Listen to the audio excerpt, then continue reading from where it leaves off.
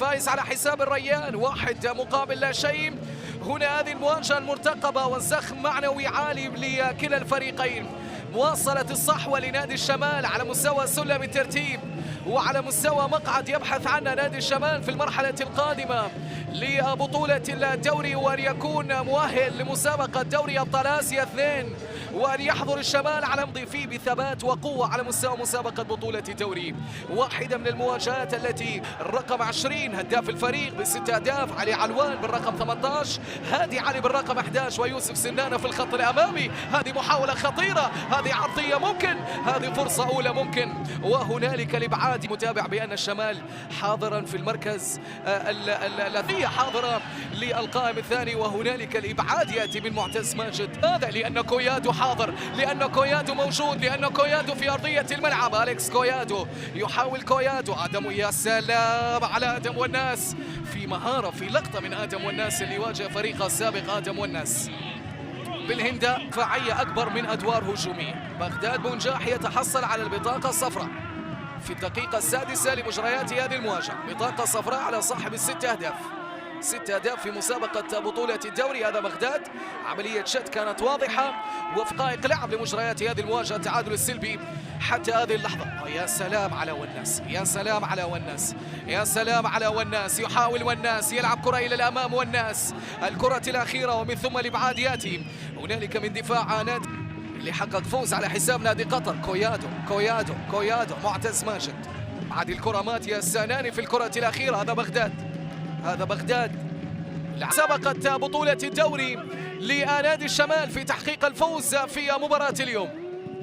كرة إلى ركلة ركنية ملعوبة عالية، خطيرة هذه الكرة، خطيرة الكرة الأخيرة، خطيرة الكرة الأخيرة، لكن فهد يونس على دور التصدي، وصلت لليسار. بغداد يحاول، بغداد إلى محمد عمر، يا سلام على بغداد، سقط بغداد ويطالب بخطأ. مناعي، مناعي، يا سلام على مناعي. أومارو بون الفريقين يبحث عن التسجيل في هذه المباراة في هذا الموسم، في موسم واحد بناصر، لكن الله على بغداد اللي عدى بهذا الشكل على مرمى الحارس فهد يونس. هذا بغداد، هذا بغداد من أمام هادي علي. هل كان هنالك ركلة جزاء؟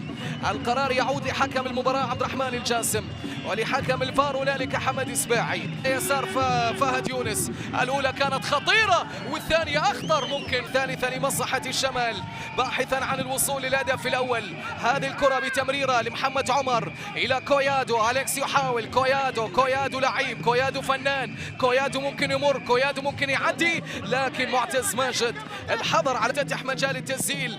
المقدمة يجب أن تكون حاضرة، ويرى لبغداد بونجاح، بغداد بونجاح ما تشكل خطر على المنافسين أيضا. خاطئة من بغداد، الأقرب خالد علي بن زاكن، خالد علي بن سبعة، عايد الكرة لآدم والناس، والناس من الطرف الأيسر. هذا أليكس كويادو في عرضية من كويادو، وهنالك عبد الرحمن محمد والتسديدة من أوميد، وركلة جزاء، ركلة جزاء يحتسبها عبد الرحمن الجاسم. الحضور، بغداد يا بغداد سجل من ركلتي جزاء في هذا الموسم. بغداد يا بغداد، بغداد يا بغداد. بونجاح الشبكة، بونجاح أمام فهد يونس، عنوان النجاح، عنوان الفلاح هو بغداد. لا لا لا لا لا لا لا لا لا لا لا، أنت في حضرة فهد يونس، أنت في حضرة فهد يونس، حارس المرمى فهد يونس. يا الله على فهد يونس. لا لا لا لا لا لا لا لا لا، الطريق، طريق وصول الكرة لشبكة السلية ممنوع في حضرة فهد يونس، ممنوع وصول الكرة لشبكة السلية في حضرة فهد يونس. أضاع بغداد، لم ينشر الفرح في قلعة الشمال بغداد، بل حاضر فهد. فهد يا فهد يتجلى في هذه الكرة. وبعة للفتى الذهبي على طول بغداد، يحاول بغداد، لمسة من بغداد، ومن ثم هنالك تدخل موجود، التسديدة من كويادو وفاندر كاب. فاندر كاب في الكرة يتفوق فيها نادي الشمال. الشمال يتفوق في كل احصائيات هذا الشوط الاول، والشمال اللي يضاع ركلة جزاء. السلية المتراجع، نعم، يلعب على التحولات نادي السلية، يلعب على سرعة أخيرة. معتز ماجد، يوسف سنانة، يا سعيدة من أمام والناس. سنانة مرة أخرى أكثر من اللازم. محمد عمر بالكعب، جميلة من بغداد، لمسة بغداد، لعبة بغداد. باتجاه محمد عمر، لكن محمد عمر طول الكرة أكثر من اللازم. فاندر كام أيضا تدخل في الكرة الأخيرة. لأول مرة كأس العالم في بلد عربي خليجي. من الطرف الأيمن لملعب المباراة بغداد بونجاح. بغداد لمسة إلى الأمام. عمارو نجوم بنك الدوحة لموسم 25-26. 0 الشمال 0 نادي السلية. لا تذهبوا بعيدا، لنا عودة لمجريات الشوط الثاني، لكن تحليل أدق بين شوطيها. نعم، في مواجهة نادي الشمال أمام نادي السلية في المباراة رقم 81 في هذا الموسم، آدم والناس سرق ملعب المباراة، ونعيم سليتي يشارك في هذا الشوط. فارق في هذا الشوط الثاني. بغداد بونجاح في محاولة خطيرة، مرت الكرة إلى ركلة ركنية في محاولة كانت من بغداد بونجاح، كان ممكن فيها أن يأتي الهدف، كان ممكن فيها بأن يصل نادي الشمال لهدف أول. نعيم سليتي ركنية ثانية. الشوط الأول 4 ركنيات في 3 دقائق لم يستفيد منها نادي الشمال. 4 ركنيات متتالية لنادي الشمال. هذه اللحظة ماتياس ناني، فهد يونس. انظر إلى الأقدام التي ستسدد، انظر إلى الأقدام التي ستسدد. بغداد بونجاح ونعيم سليتي واليكس كويادو. وهذا عن أو الشمال باحث عن 1 مقابل لا شيء. الشمال باحث عن 1 مقابل لا شيء، وفهد يونس يرسم حائط بشري مكون من. هل هنالك خدعة أخرى؟ لكن بغداد يتراجع. بغداد الأقرب بونجاح في هذه التسديدة صدمت في الحائط البشري، وأرضية زاحفة من محمد ناصر من هذه الكرة. يعني لو أتى هدف بهذا الشكل، هدف يأتي إلى الشمال. لا، نريد أن نشاهد هدف من كرة متحركة، من كرة ثابتة. وعد يلعب كرة باتجاه بغداد.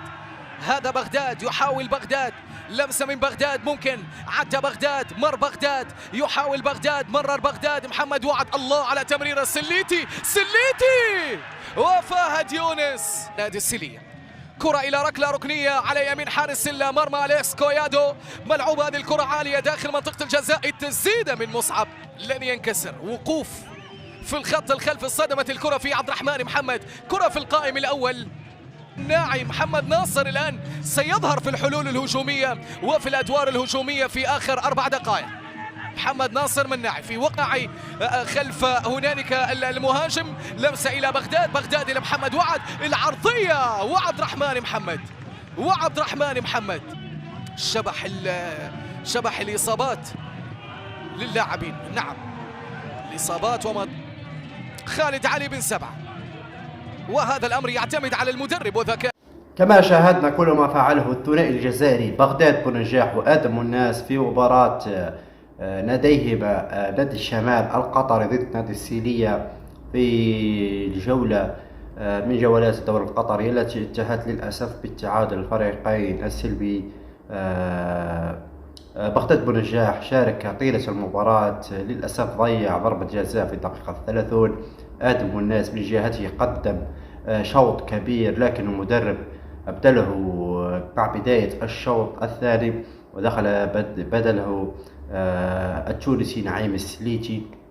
بغداد بونجاح للأسف لم يكن الحظ معه في هذه المباراة، ضيع ضربة جزاء وقام بتسديدة ارتطمت بالعارضة. للأسف بغداد بونجاح واحد من أبرز المهاجمين الجزائريين آخر 10 سنوات على الأقل مع المنتخب الوطني الجزائري. بغداد بونجاح الذي شارك في كأس أفريقيا بدأ البداية كأساسي، ثم بيكتوفيتش حوله إلى لاعب احتياطي مع تغيير الخطة كما شاهدنا في مباراة الكونغو ونيجيريا.